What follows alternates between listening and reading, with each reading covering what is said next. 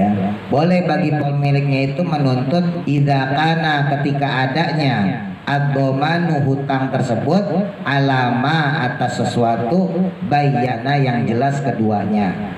Jadi karena ini urusan hutang piutang yang kemudian dialihkan, maka ada hak pula bagi orang yang piutangnya tadi dipindahkan, diperbolehkan untuk menagih atau menuntut. Jadi sama berlaku hukum hutang piutang biasa ya. Boleh diikhlasin, boleh dikembaliin gitu ya. Ya pokoknya intinya sama, secara hutang piutang diperbolehkan sebagaimana jual beli. Ya, datang lagi jenazah. Wahai para sahabatku, apakah ini jenazah punya utang? Punya ya Rasul. Berapa? Kurang lebih 10 dirham.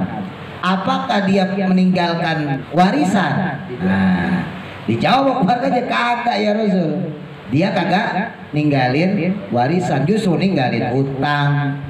Apa kata Nabi? Shollu ma'a sahibikum. Sholatin nih sahabat kalian ini. Ini orang Islam. Dia bukan orang kafir. Gara-gara dia punya utang belum dibayar, Nabi pengen ngeloyor keluar. Akhirnya sahabat Abu Qatadah bilang, ya Rasul, saya jamin utang dia. Nah, jadi ada dua hukum di sini. Ya, hukum pertama yang kita bahas kemarin tentang masalah pemindahan utang. Nah, yang kedua diperbolehkannya penjaminan utang. Nah, jadi dalam kasus tersebut ada dua hukum fikih yang keluar ya. Masalah pemindahan utang dan masalah penjaminan utang. Rasulullah kemudian bilang sama sahabat-sahabatnya, wahai sahabatku, siapa di antara kalian yang pernah aku zolimi, balas saya sekarang juga. Saya nggak mau nanti saya dapat balasan di akhirat. Itu sahabat ya diam semua, pak, nggak ada yang dizolimin. Muncul satu orang namanya Ukasyah. Ya Rasul, angkat tangan. Waktu perang Badar ya Rasul, pecut kuda engkau kena ke badan saya. Itu sahabat Abu Bakar angkat tangan. Ukasyah, kamu mau gantian nyambuk Rasulullah? Jangan, saya aja yang kamu cambuk, jangan beliau. Umar angkat tangan juga. Ukasyah, kalau Abu Bakar tidak cukup, saya juga engkau cambuk, nggak apa-apa. Akhirnya sahabat pada angkat tangan semua. Nah, kemudian Rasulullah bilang, wahai Ukasyah, kalau semua mereka ini tidak bisa membuat kamu puas dan kamu tetap pengen mencambuk saya ikhlas, saya redo. Yang penting kamu jangan nagih saya nanti di akhirat. Iya ya Rasul, saya nggak bakal tagih di akhirat. Ketika Rasulullah berada di tengah panasnya matahari, Ukasyah bersiap mencambuk, ya, memecut Rasulullah, didekatin Rasulullah. Ternyata apa yang terjadi? Dipeluk sama Ukasyah. Ya Rasul, seumur hidup saya nggak pernah berjabat tangan dengan engkau, nggak pernah ketemu nih kulit saya dengan kulit engkau. Saya pengen kulit saya bertemu dengan kulit engkau ya Rasulullah. Mudah-mudahan dengan bertemunya kulit saya di dunia dengan kulit engkau, nanti di akhirat kulit saya juga bisa bertemu kembali dengan kulit engkau ya Rasulullah. Dipeluk pak, diciumin Rasulullah. Saya nggak pernah menuntut balas ya Rasul. Saya ikhlas, saya redo pecut engkau itu mengenai badan saya. Maka kemudian Rasulullah pakai baju lagi. Apa kata Rasul? Wahai sahabatku, kalau kalian pengen tahu ciri ahli sorga, lihatlah si Ukasyah. Nah, apa kesimpulannya? Kesimpulannya berarti diperbolehkan orang memaafkan. Ini kita bahas fikih ya. Nah, kalau bahas secara hakikatnya, orang yang memaafkan kesalahan orang lain itu tetap lebih baik walaupun menagih itu adalah hak dia. Dia berhak untuk nagih itu, tapi memaafkan itu jauh lebih baik.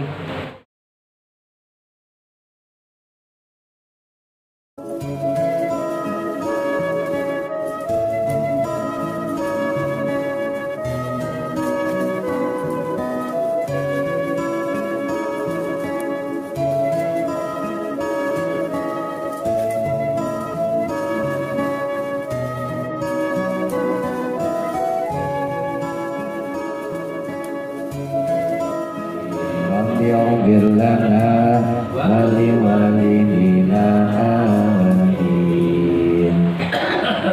Lanjutkan kembali. Bismillahirrahmanirrahim. Qala musannifu rahimahullahu ta'ala wa nafa'ana bihi wa bi barakati ulumihi fi daraini amin. Faslun, adapun suatu pasal atau pasal selanjutnya, wayasihu dan sah Apa dhomanud duyuni, menjamin hutang-hutang, al mustaqirrati yang tetap, fi dhimmati di dalam suatu tanggungan. Boleh menjamin utang orang yang dia memang secara hutangnya tetap, artinya nggak ada tambahan lain, ya, nggak ada tunggakan lain, nggak ada embel-embel lain, nggak ada persyaratan lain, sebagaimana yang kemarin kita pelajarin ya tentang pemindahan utang. Boleh aja kita punya utang sama seseorang, misalnya 1 juta, ya kita punya utang sama si A 1 juta, sementara ada orang lain si B punya utang sama kita 1 juta. Boleh tuh kita pindahin, tapi dengan syarat sama-sama harus tahu, gitu ya. Jadi diwajibkan, dipersyaratkan dalam pemindahan utang pada bahasan kemarin itu sama-sama tahu dan sama-sama bisa menerima. Nah, sekarang kita bahas jumlahnya ya. Jumlahnya sendiri itu nggak ada batasan, bebas mau berapapun jumlahnya, yang penting dalam tanggungan yang sama. Idza ulima, ketika diketahui, qadruha, kadarnya hutang tersebut.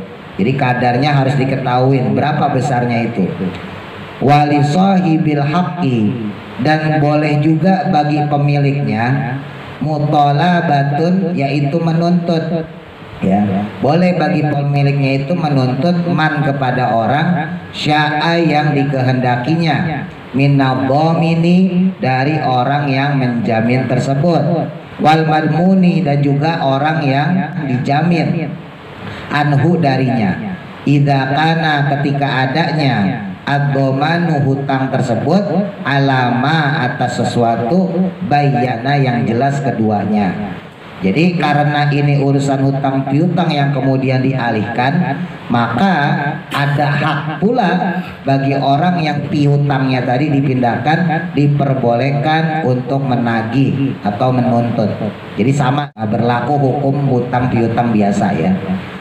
Wa idza gharima, dan ketika membayar, ad-dhaminu, si orang yang menjamin tadi, roja'a, maka dia kembali, ya, alal madmuni, atas orang yang dijamin tersebut, anhu, darinya.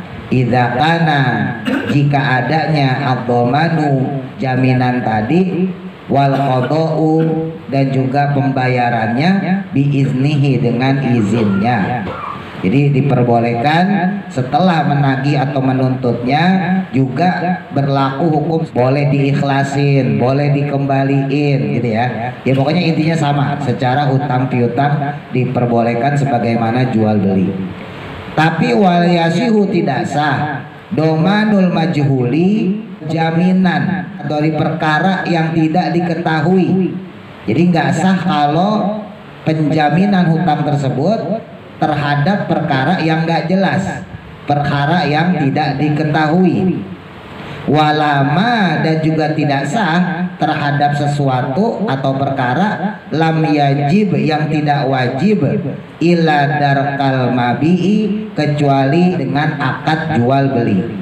Jadi jaminan utang ini tidak sah dengan 2 hal ya. Satu, karena perkaranya tidak jelas, karena dalam jaminan hutang disyaratkan barangnya harus jelas, kadarnya harus jelas, gitu ya. Terus yang kedua, tidak sah juga penjaminan hutang ini kalau seandainya ada hal yang di dalamnya itu nggak bisa dilakukan kecuali dengan akad jual beli, ya. Saya beri contoh kemarin ya, kalau Bapak masih ingat, Nabi itu pernah nggak mau nyolatin orang yang punya utang, dan hadisnya sahih ya, diriwayatkan oleh Imam Bukhari dan Imam Muslim. Nah ini punya utang semua ya, punya utang semua, tapi kondisinya berbeda. Datang jenazah yang pertama, ya sebelum nyolatin beliau nanya, apakah jenazah ini punya utang? Jadi emang itu wajib. Ya barangkali diantara kita punya keluarga meninggal ya, itu yang harus ditanya dulu Pak, karena ini urusan utang sampai hari akhirat, bukan cuma dunia. Jangan dikira kalau udah meninggal terus utangnya beres, ya enggak, belum selesai itu. Nah maka Nabi kemudian bilang, ada enggak utangnya di jenazah ini? Maka Di antara keluarganya bilang, ada yang ngomong, yang ngejawab, iya ya Rasul, orang ini punya utang. Berapa utangnya? 5 dirham. Dalam riwayat lain 10 dirham. Ya, 1 dirham itu kurang lebih 400 sampai 500 ribu. Ya, kita ambil yang hadis versi 10 dirham ya. Jadi kalau 10 dirham tinggal dikali aja, 500 kali 10, 5 juta ya, kurang lebih segitu. Terus ditanya sama Nabi, apakah orang ini meninggalkan warisan? Ada ya Rasul warisannya. Oh ya udah, bayar utang tersebut dengan warisannya. Jadi warisannya tuh habis buat bayar utang. Nah ini penting nih, zaman sekarang nggak sedikit soalnya orang hartanya banyak tapi utangnya juga banyak. Dan ketika meninggal, anak turunnya itu malah ngerebutin warisan. Nah, ini bahaya nih ya. Sebab utangnya belum jelas, belum terbayar. Kalau misalnya dia punya harta misalnya 100 miliar, kan banyak 100 miliar. Tapi utangnya misalnya 120, lah banyakan utangnya. Zaman sekarang serba kredit, Pak. Jangan dikira Bapak kalau ngelihat bos-bos yang turun naik mobil, mobilnya mewah ya, Pajero segala macam, terus duitnya banyak, utangnya nggak ada. Wah, bisa jadi utangnya lebih banyak dari duitnya. Dan serba cicilan. Rumahnya nyicil, mobilnya ya nyicil. Kalau dia kerja di PT ya, dia ngebangun perusahaan, barang-barang dalam perusahaannya ya nyicil, komputernya, laptopnya, AC itu serba nyicil. Dan ketika belum lunas, kalau dia udah mati berarti dia meninggalkan utang. Oh jelas tuh ya. Nah makanya ketika Nabi mau nyolatin ini jenazah, maka yang ditanya pertama adalah masalah utang. Maka kemudian dibayarkanlah hutang tersebut dengan warisan yang ditinggalkan. Baru kemudian Nabi nyolatin. Lalu kemudian yang kedua, ya datang lagi jenazah. Wahai para sahabatku, apakah ini jenazah punya utang? Punya ya Rasul. Berapa? Ya sama, kurang lebih 10 dirham. Apakah dia meninggalkan warisan? Nah, dijawab keluarganya, kagak ya Rasul. Dia kagak ninggalin warisan, justru ninggalin utang. Apa kata Nabi? Shollu ma'a sahibikum. Sholatin nih sahabat kalian ini. Nabi keluar itu. Ninggalin jamaah, ninggalin sahabat yang bersedia saat itu untuk melaksanakan sholat jenazah. Bayangin Nabi loh, dan ini orang Islam, dia bukan orang kafir, dia sholat. Gara-gara dia punya utang belum dibayar, Nabi pengen ngeloyor keluar. Akhirnya sahabat Abu Qatadah bilang, ya Rasul, saya jamin utang dia. Nah, jadi ada 2 hukum di sini. Ya, hukum pertama yang kita bahas kemarin tentang masalah pemindahan utang. Nah, yang kedua diperbolehkannya penjaminan utang. Nah, jadi dalam kasus tersebut ada 2 hukum fikih yang keluar ya. Masalah pemindahan hutang dan masalah doman. Doman itu penjaminan hutang. Nah, Abu Qatadah bilang, ya Rasul, ini orang utangnya saya jamin. Mohon kau sholatkan dia.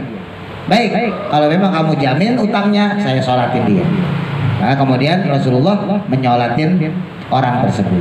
Jaminan benar itu ya? Jaminan benar. Iya, nggak cuma jamin doang. Nggak jamin doang, langsung dibayar. Nah, makanya kan di sini tadi disampaikan. Nah, ini ibroh pelajaran buat kita. Kalau yang pemindahan utang udah selesai kemarin ya, udah kita bahas. Nah, jadi jaminan di sini Abu Qatadah emang dia ngeluarin uang sebesar 10 dirham untuk membayar utangnya. Dan hutangnya jelas emang 10 dirham, nggak ada tetek bengek lain. Gitu. Makanya diperbolehkan menjamin, diperbolehkan mengganti utangnya ya, kalau memang sesuai dengan kadarnya. Makanya di sini tadi dipersyaratkan 2. 1 harus jelas utangnya. Berarti kalau kagak jelas, majhul dalam Islam fikih, nggak diketahui berapa detail itu utangnya, nggak bisa jadi jaminan. Terus yang kedua, diperbolehkannya jaminan ini kalau di situ sistem jual beli. Menjadi akad jual beli misalnya gini Pak, ada orang dia ngomong, ini saya pinjam duit sama kamu ya, saya pinjam duit 10 juta, saya minta tempo 3 tahun. Andai kata selama 3 tahun saya belum bayar, kamu ambil motor saya. Nah ini kan bentuk jaminan juga. Belum nyampe 3 tahun meninggal. Nah ini berlaku jual beli statusnya. Ya, mau dibayar pakai duit, apa mau dibayar pakai motor? Ya tetap intinya mah sama Pak. Cuman harus ada akad baru. Artinya apa? Orang yang diutangin ini dia nggak bisa nuntut. Wah itu kan dia janjinya bayar pakai motor. Kebetulan motornya mahal nih, harganya lebih dari 10 juta. Wah harus bayar pakai motor dong? Nggak bisa. Kenapa? Karena ada akad jual beli di situ. Ya. Jadi bukan serta merta pinjaman duit, pinjaman utang secara murni. Ya secara mutlak. Kalau ada sangkut paut yang berhubungan dengan jual beli, walaupun kaitannya juga utang piutang, maka berlakulah akad jual beli. Ya, ini juga nggak sedikit soalnya orang kayak gitu, mati ninggalin utang sebelumnya sudah akad ya. Nanti kalau saya nggak kebayar, udah rumah ambil deh. Nah makanya kemarin saya pesen banget ya, kalau emang kita takut ketahuan sama bini kita punya utang. Coba sekarang kan laki-laki takut punya utang ya. Catat lah, catat kemudian simpen terserah di mana lah, di bawah lemari kayak baju gitu segala macam ya, dalam bantal kayak misalnya gitu, dalam kasur kayak. Supaya apa ya? Supaya kalau kita nggak ada waktu untuk bayar, dilalanya kita mati mendadak, ada keluarga kita yang tahu kita punya utang sekian. Itu penting nih. Ya. Kadang-kadang orang tuh chaosnya di situ tuh. Mati ninggalin utang, keluarganya kagak tahu. Tiba-tiba datang orang nagih. Yang gak usah orang lain lah, kita aja deh Pak ya. Kita punya tetangga. Tetangga ini punya utang sama kita. Gak usah gede-gede 500.000. Gak usah gede-gede 500.000 aja. Nih tetangga kita punya utang sama kita 500.000. Tapi bukan sama kita doang, banyak ternyata. Ya. Istrinya kagak tahu kalau dia punya utang sama kita 500.000, terus mati. Ini kita mau nagih juga nggak enak Pak. Coba dipikir. Pertama dalam keadaan duka, masa langsung nagih ya kan? Tapi kita lama-lama juga lupa. Ya kecuali butuh kepepet ya. Kalau kepepet ya mau nggak mau ya kan? Bahwa dia punya utang tuh. Cuma pertanyaannya kemudian ketika kita ngajuin tuh, menyatakan bahwa wahai ibu, suami kamu ini punya utang sama saya 500.000. Terus saksinya di mana? Buktinya apa kalau nggak ada kwitansi? Sementara selama ini kita kalau masalah urusan utang piutang itu kan urusan percaya nggak percaya. Percaya kita kasih, nggak percaya nggak kita kasih. Kan begitu. Dan tanpa catatan. Makanya kemarin sempat saya singgung, Quran sendiri mengajarkan kita ketika kita punya transaksi apapun bentuknya, baik yang cash tunai ya maupun yang hutang, maka faktubu kata Allah, catat, tulis. Karena kita nggak tahu ada kejadian apa setelah itu. Nah ini pentingnya. Bahkan kalau kita perhatikan ya Pak, orang zaman dulu, bapak ibu kita, kakek nenek kita tuh lebih prepare lah ibaratnya gitu, dengan masalah yang kayak gini. Orang zaman dulu tuh Pak, ya, apa aja dicatat, ditulis. Coba deh, ingat-ingat deh.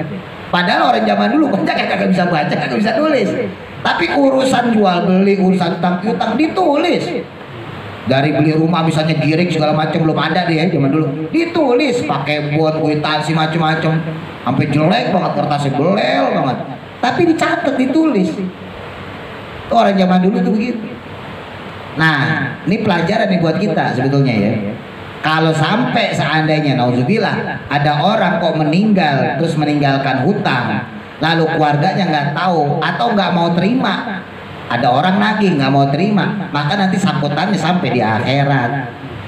Ya gampangnya tadi kita ketika tetangga kita meninggal, kita mau nagih nggak enak, kita berani deh nagih deh, bentar deh nunggu 7 hari, oh nggak enak deh nunggu 40 hari deh, nggak enak deh nunggu 100 hari deh, nunggu setahun deh.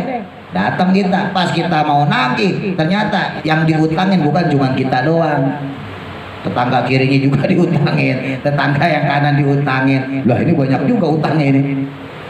Nah pasti kita nggak jadi Pak kalau kayak gitu. Nah kasihan, jenazahnya kasihan. Ya kalau kayak gitu boleh nggak dikelasin? Ya boleh, bagus. Berarti kita bebasin seperti pembahasan kemarin ya. Yaudah kita bebasin aja. Cuma kan apakah semua orang mau ngebebasin?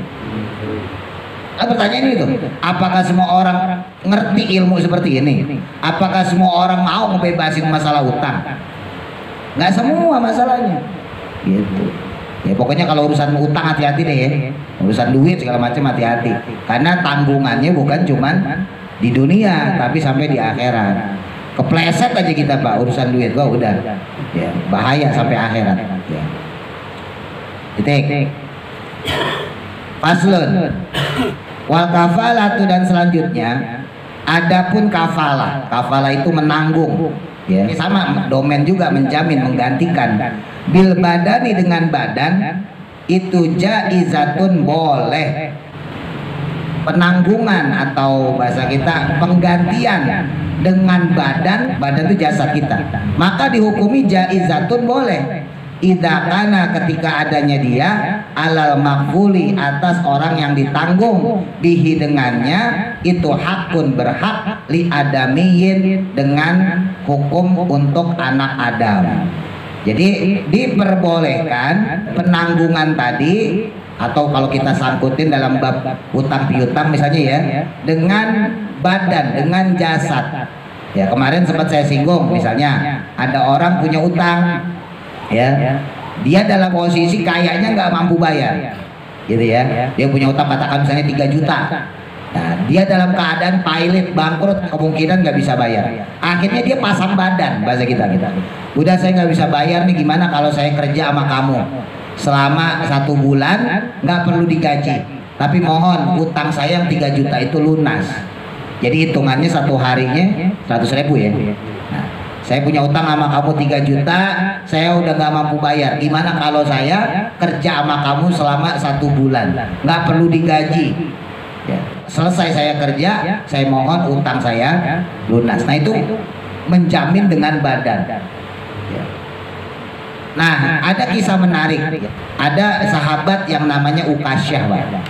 1 tahun atau 2 tahun sebelum Rasulullah wafat, itu Rasul manggil para sahabat. 3 tahun sebelum wafat, Rasul kan udah Fathu Makkah ya, udah membebaskan kota Makkah. Itu salah satu tanda wafatnya Rasul sebetulnya.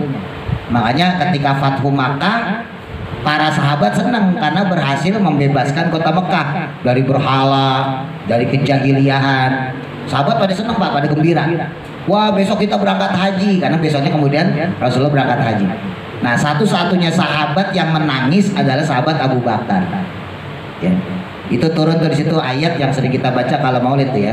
Inna fatahna laka fatham mubina liyaghfira laka Allahu ma taqaddama min dzambika wa ma ta'akhkhar, dan seterusnya. Turun juga ayat penutup ya. Al-yauma akmaltu lakum dinakum wa atmamtu alaikum wa raditu lakumul Islam madina. Pada hari ini saya sudah sempurnakan agama kalian, kata Allah. Udah aku redoin semua yang kalian lakukan. Semuanya udah sempurna dan aku redo Islam sebagai agama kalian. Itu sahabat pada senang, Pak. Wah, kita berarti udah maksimal.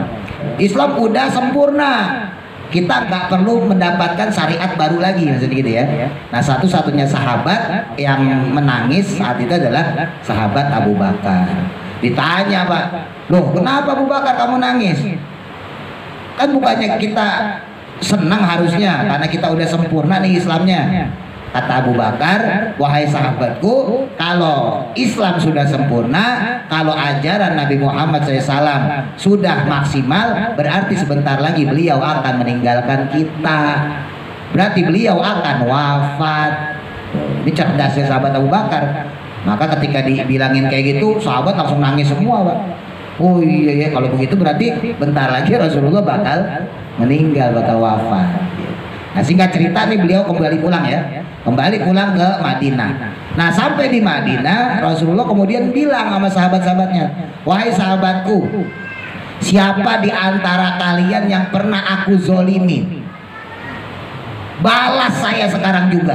Saya nggak mau nanti saya dapat balasan di akhirat. Ini Rasul loh, Pak, yang udah dijamin sorga, merasa kalau ada yang dizolimin sama Nabi, balas sekarang, jangan sampai nanti dibalasnya di akhirat. Makanya Bapak sebelum mati tuh ngomong kayak gitu, berani nggak? Wah, banyak yang balas kalau kayak gitu. Bonyok malah. Di Rasulullah ngomong kayak gitu, balas saya. Rasul ngomong kayak gitu, sahabat ya diam semua, Pak, nggak ada yang dizolimin. Rasul nggak pernah ngezolimin orang. Muncul satu orang namanya Ukasyah. Ya Rasul, angkat tangan. Kaget sahabat. Oh, si Ukasyah. Ukasyah ini dulunya budak. Saya pernah kau zolimin ya Rasul. Loh, kok bisa? Zolimin apa? Dulu waktu perang Badar, karena Ukasyah ini salah satu sahabat yang ikut perang Badar, jadi asabiqunal awalun ya, sahabat yang pertama masuk Islam. Waktu perang Badar ya Rasul, pecut kuda engkau kena ke badan saya. Jadi kisah ini ada kisah tentang fikihnya. Itu sahabat Abu Bakar angkat tangan, Ukasyah, kamu mau gantian nyambuk Rasulullah? Jangan, saya aja yang kamu cambuk. Saya yang kamu cambuk, jangan beliau. Angkat tangan Abu Bakar. Enggak, saya maunya Rasulullah. Umar angkat tangan juga. Ukasyah, kalau Abu Bakar tidak cukup, saya juga engkau cambuk, nggak apa-apa. Akhirnya sahabat pada angkat tangan semua. Nah, kemudian Rasulullah bilang, wahai Ukasyah, kalau semua mereka ini tidak bisa membuat kamu puas dan kamu tetap pengen mencambuk saya ikhlas, saya redo. Yang penting kamu jangan nagih saya nanti di akhirat. Iya ya Rasul, saya nggak bakal tagih di akhirat. Ini Rasulullah sekali lagi ya, ahli sorga, udah jaminan sorga, masih berani nantangin kayak gitu. Maka kemudian Rasulullah manggil Ukasyah, bawa cambuk itu. Pecut kudanya saya ada, ambil pecutnya, ambil cambuknya, silahkan. Apa kata Ukasyah? Ya Rasul, waktu cambuk itu kena saya, waktu pecut itu kena saya dalam keadaan tidak pakai baju. Terkena pecutnya, terkena cambuknya dalam keadaan tidak pakai baju. Saya pengen engkau juga buka baju engkau. Buka baju Pak Rasulullah. Ini hadisnya sahih. Itu sahabat kemudian nangis, Pak. Ukasyah jangan. Nah ini diantara kenapa kemudian Nabi ketahuan secara fisik ya, secara badan.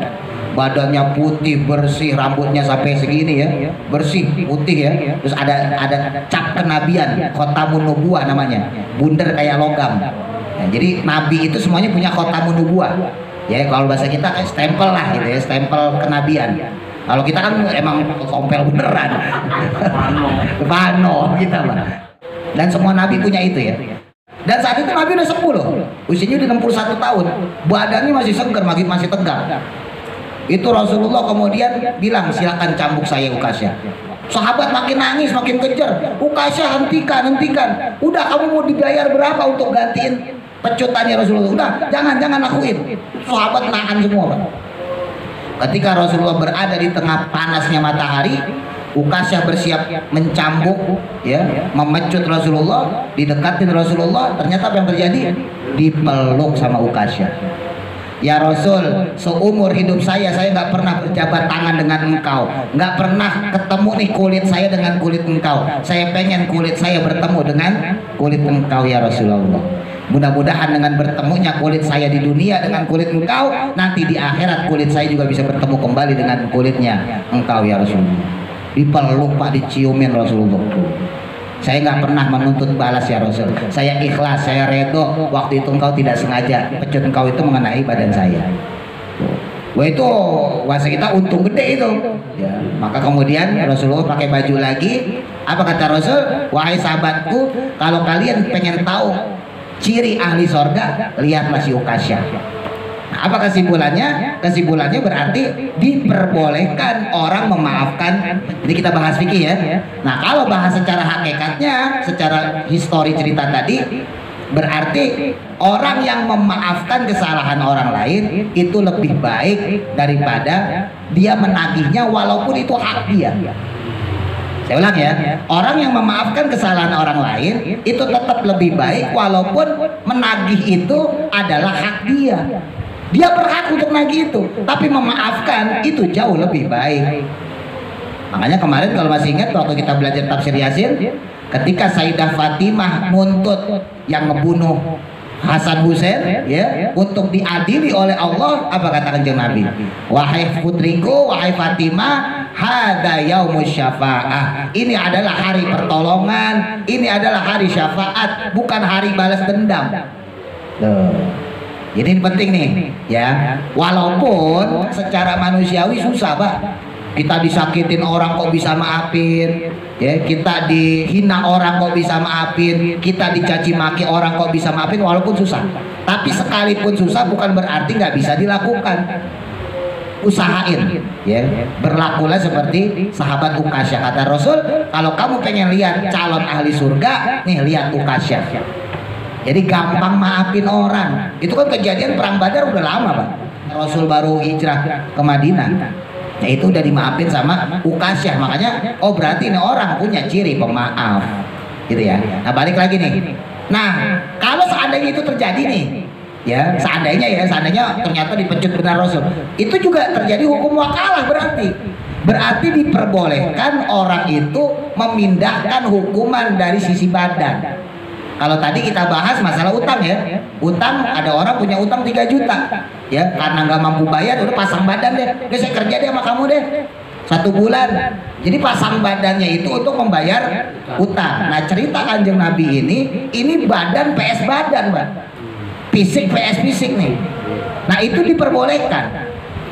Makanya dalam hukum jinayah, dalam hukum kriminal ya, itu ada kisos had ya, nanti kita pelajarin insya Allah. Yang misalnya ada orang dibunuh lagi gitu ya, itu namanya hukum kisos. Tapi boleh juga diganti dengan duit. Iya, diganti dengan diat, diganti dengan denda kalau bahasa kita ya. Cuman emang kalau yang menerapkan kayak gini cuman daerah-daerah Jazirah Arab ya, Saudi Arabia, ya Yaman, Irak. Kalau negara kita mah enggak. Cuman kalau pakai secara hukum Islam, memang ada ketentuan, ada hukum ya, kisos di sini, kafalah di sini bagi orang yang memiliki utang masalah badan. Ya dalam hal ini badan disakiti segala macam, itu diperbolehkan untuk ngebales. Bahkan kalau ada orang ngebunuh, maka hukum Islam mengatakan wajib dibunuh, dikisos, dihad. Kalau Bapak pernah haji, pernah umroh, di sana biasanya dikasih tahu tuh masjid kisos. Ya di Saudi itu ada masjid kisos yang untuk kisos orang ya. Nah itu khusus hari Jumat biasanya. Nah itu diperbolehkan.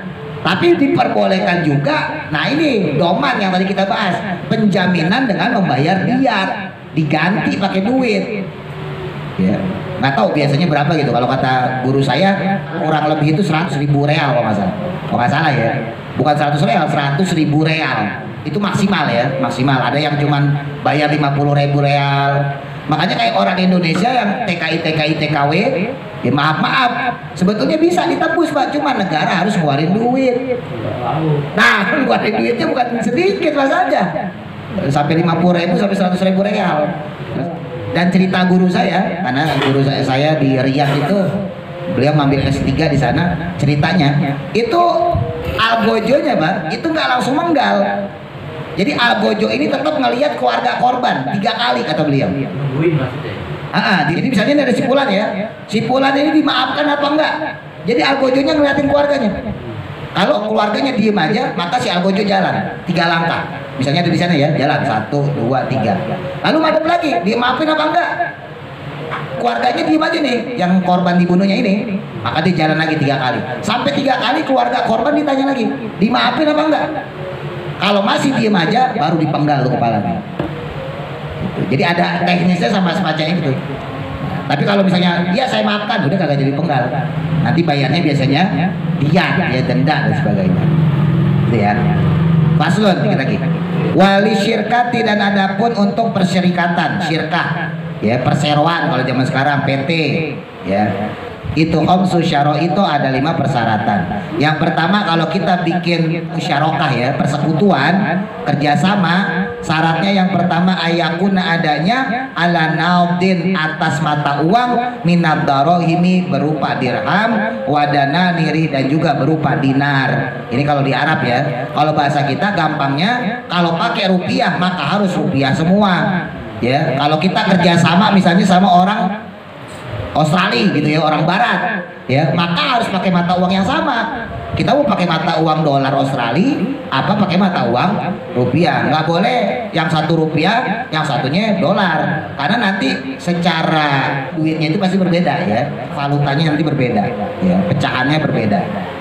Itu yang pertama. Yang kedua, syaratnya dalam perserikatan atau bekerja sama lah gampangnya ya, wa ayatafiqo, yaitu sama keduanya, fil jinsi dalam jenisnya, wa naui, dan juga macamnya. Kerjasamanya itu harus sama dalam perdagangannya, baik secara jenis maupun macamnya.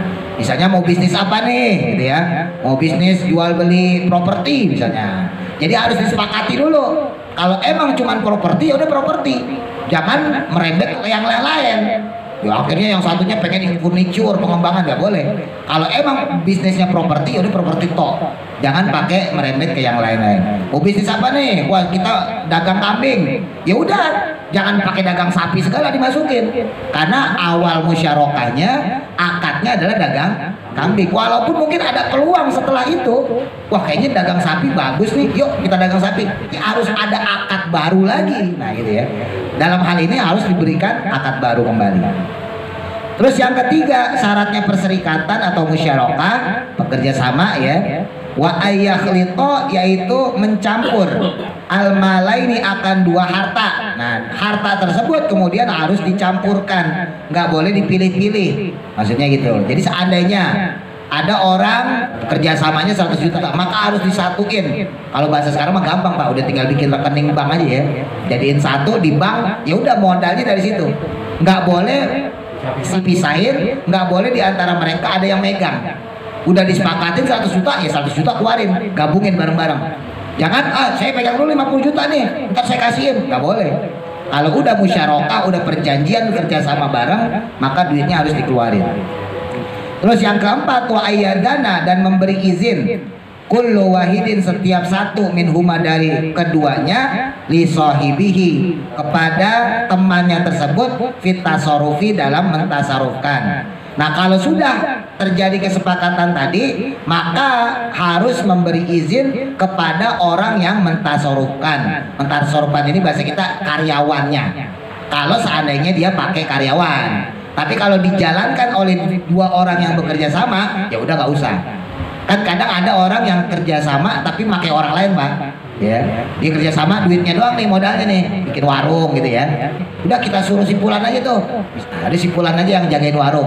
Nah ini maka sipulan tadi harus mendapatkan persetujuan dari dua orang yang musyarakah ini.